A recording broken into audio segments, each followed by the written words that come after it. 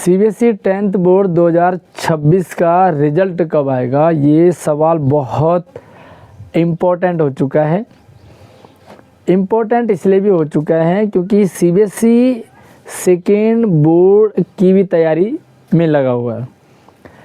एक तरफ अभी फर्स्ट बोर्ड जो हुआ है उसकी कॉपी चेकिंग पूरी तरह से नहीं हुई है, दूसरी तरफ सीबीएसई ने स्कूलों को नोटिस भेज दिया है और उसमें सेकेंड बोर्ड एग्ज़ाम के लिए बच्चों से एनओसी लिए जा रहे हैं।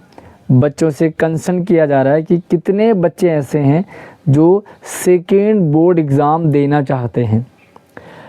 इसलिए बच्चों को जानना ये ज़रूरी है कि सीबीएसई 10th बोर्ड का रिज़ल्ट कब आ रहा है, क्योंकि फर्स्ट बोर्ड का रिज़ल्ट आएगा उसी के बाद ही सेकेंड बोर्ड होगा। लेकिन इसके लिए आपके स्कूलों में भी बच्चों तक ये खबर पहुंची होगी कि उनको क्या सेकेंड बोर्ड एग्ज़ाम देना है, अगर देना है तो कौन कौन से सब्जेक्ट देने। आपके मन में भी रिज़ल्ट को लेकर के सवाल आ रहे होंगे। वैसे रिज़ल्ट हर कोई जानना चाहता है कि रिज़ल्ट कब आएगा, भले सेकेंड बोर्ड हो या ना हो। बच्चे इसलिए भी कंफ्यूज हो रहे हैं कि सेकेंड बोर्ड एग्ज़ाम किन को देना है, क्या ये सभी को देना ज़रूरी है। साथ में हमसे अभी ये मांगा जा रहा है कि क्या बच्चे सेकेंड बोर्ड एग्ज़ाम देना चाहें। बच्चा इसलिए कंफ्यूज हैं कि जब फर्स्ट बोर्ड का अभी रिज़ल्ट आया ही नहीं है तो हम सेकेंड बोर्ड के लिए कैसे एनओसी दे, कैसे हम कंसर्न करें कि हाँ भाई मैं सेकेंड बोर्ड एग्ज़ाम देना चाहता हूँ। सेकेंड बोर्ड एग्ज़ाम देना किन को है, इसलिए भी बच्चे कंफ्यूज हैं। क्या इसकी डेट 31 तारीख तक ही, 31 मार्च तक बच्चों को ये कहा गया था कि वो अपने टीचर्स को सबमिट करा दें, इन्फॉर्म कर दें कि मैं इस सब्जेक्ट का सेकेंड बोर्ड एग्ज़ाम देने के लिए तैयार हूँ। स्कूलों ने भी पूरी लिस्ट तैयार कर दी। लिस्ट तैयार करके सीबीएसई को पकड़ा दिया कि हमारे स्कूल से इतने बच्चे सेकेंड बोर्ड एग्ज़ाम देना चाहते हैं। सवाल ये है कि अगर आपने अपनी स्वीकृति नहीं दी है, अपनी एनओसी नहीं दी है सेकेंड बोर्ड एग्ज़ाम को देने के लिए, और आपको अगर सेकेंड बोर्ड एग्ज़ाम देने की ज़रूरत पड़ी तो क्या आप नहीं दे पाओगे, ये सवाल भी है। साथ में ये भी है कि बच्चों को जब पहले बोर्ड एग्ज़ाम का रिज़ल्ट ही नहीं पता चलेगा तो हम सेकेंड बोर्ड हम देंगे नहीं देंगे इसका हमें कैसे पता चलेगा। साथ में एक सबसे इम्पॉर्टेंट चीज़ ये है कि मान लीजिए आपने सेकेंड बोर्ड एग्ज़ाम देने के लिए अपनी स्वीकृति दे दी स्कूलों को और आपके अच्छे नंबर आ गए, आप पास हो गए, फिर क्या फिर ऐसी कंडीशन में आपको भी एग्ज़ाम देना ज़रूरी रहेगा। देखिए सारी चीज़ हम डिस्कस करेंगे, रिज़ल्ट कब आएगा वो भी मैं आपको बता दूंगा इसी वीडियो में। अगर आप नहीं देखो, पहले हम जाने हैं कि सेकेंड बोर्ड एग्ज़ाम किन को देना है, ये सर्कुलर किन के लिए आया। हमारे पास 3-4 टाइप के बच्चे हैं। पहले वो टाइप के बच्चे हैं जो पास हो जाएं अपने नंबरों से, दूसरे वो बच्चे हैं जो पास तो हैं लेकिन उनके बहुत अच्छे नंबर आए। तीसरे टाइप के वो हैं जो बच्चे फेल हो रहे हैं, उनके कंपार्टमेंट आ रहे हैं, उनके मार्क्स कम आ रहे हैं। एंड चौथे टाइप के वो बच्चे हैं जो पास भी हो गए हैं, उनके अच्छे नंबर भी आ गए लेकिन वो सेटिस्फाई नहीं है। उनको ये लगता है कि मुझे हिंदी में 60 नंबर मिले हैं जबकि मेरे 70 आने चाहिए, मेरे 80 आने चाहिए, मेरे 90-100 आने चाहिए। कई बच्चे मैथ्स को लेकर के भी उनकी घबराहट रहती है, वो भर देते हैं। उन्होंने भर दिया कि मैं सेकेंड बोर्ड एग्ज़ाम देना है, लेकिन वो बाद में रिज़ल्ट आने के बाद पास हो गए लेकिन उन्होंने भरा था कि मुझे भी सेकेंड बोर्ड एग्ज़ाम देना है। तो क्या ऐसी कंडीशन में आपको भी बोर्ड एग्ज़ाम देना ज़रूरी रहेगा। तो देखिए सबसे पहली बात आप ये क्लियर हो जाएं कि सेकेंड बोर्ड एग्ज़ाम देने की पूरी आज़ादी स्टूडेंट्स को है। टीचर्स कोई भी फोर्स नहीं करेंगे किसी भी बच्चे को। हाँ, ये जानना ज़रूरी है, टीचर्स बच्चों से ये पूछेंगे कि क्या आप देना चाह रहे हैं। अगर कोई बच्चा कहेगा कि नहीं मुझे नहीं देना तो फिर ठीक है, आप नहीं देंगे, ज़बरदस्ती नहीं है। अगर बच्चा कहता है कि मुझे इस सब्जेक्ट में देना है, तो टीचर बच्चों को मना भी नहीं कर सकते। बच्चा देना चाहे तो एग्ज़ाम दे सेकंड बोर्ड का। अगर बच्चे को लगता है कि मुझे सेकंड बोर्ड देने की ज़रूरत नहीं है, तो बच्चा सेकंड बोर्ड छोड़ सकता है। ठीक है, ये बात आ गई। अच्छा, अगली बात ये है कि देखिए, सबसे पहले रिज़ल्ट की बात करेंगे तो सेकंड जो फर्स्ट बोर्ड है उसका रिज़ल्ट आपको सेकेंड बोर्ड एग्ज़ाम देने से पहले आएगा।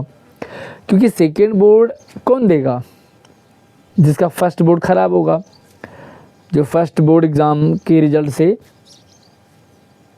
स्वीकार नहीं कर रहे होंगे, उन्हें ठीक नहीं लग रहा कि भाई मेरा रिज़ल्ट अच्छा जाना चाहिए। अच्छा, यहाँ पे एक भी चीज़ है कि अगर आप सेकेंड बोर्ड एग्ज़ाम दे रहे हैं, तो फिर अगर आपको लगता है कि भाई मेरे अच्छे नंबर नहीं आए, मैंने अच्छा लिखा है, ऐसी कंडीशन में आपको सेकेंड बोर्ड एग्ज़ाम देना चाहिए या आपको रीचेकिंग के लिए अप्लाई करना चाहिए? ये भी तो बात है ना भाई। आपके अच्छा पेपर गया था, आपको मार्क्स पूरे नहीं मिले, अच्छे नहीं मिले, आपके अकॉर्डिंग नहीं मिले, तो क्या आपको सेकेंड बोर्ड एग्ज़ाम देना चाहिए या आपको फर्स्ट बोर्ड एग्ज़ाम को ही रीचेक करवाना चाहिए? सीधी सी बात है कि जिस कंडीशन में आपको लगता है कि आपने पेपर बहुत अच्छा किया, आप घर आने के बाद आपने उसे वेरीफाई किया, वे सारे क्वेश्चन मैच किए, ये भी सही है, ये भी सही है, मुझे इसमें 80 में से 80 आ जाएंगे, मेरे 75 आएंगे, मेरे 76 आएंगे, मेरे 70 तक आ जाएंगे, 70 अब आ जाएंगे। और जब आपने मार्क्स देखा तो आपके 40 आए हैं, 30 आए हैं, 50 आए हैं, मतलब 50 से कम आए।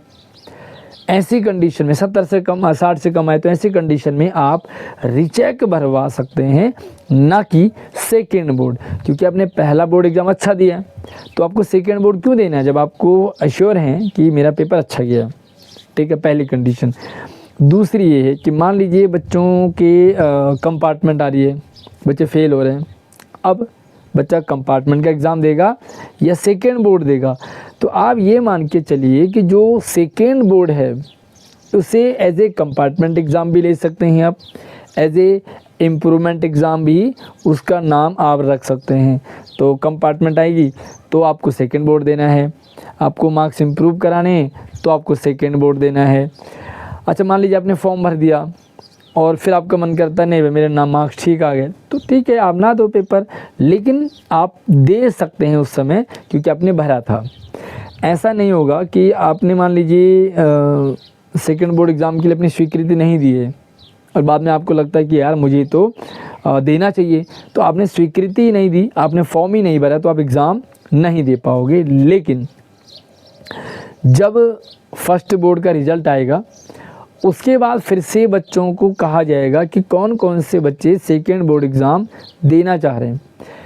मतलब रिज़ल्ट आया, जैसे रिज़ल्ट आ जा गया है ना, मैं आपको बताता हूँ कि रिज़ल्ट जो आएगा वो, क्योंकि सेकेंड बोर्ड आपका मई फर्स्ट वीक में, मई फर्स्ट वीक 10, 12, 15 तारीख तक आपके सेकेंड बोर्ड एग्ज़ाम भी लगभग शुरू हो जाएंगे।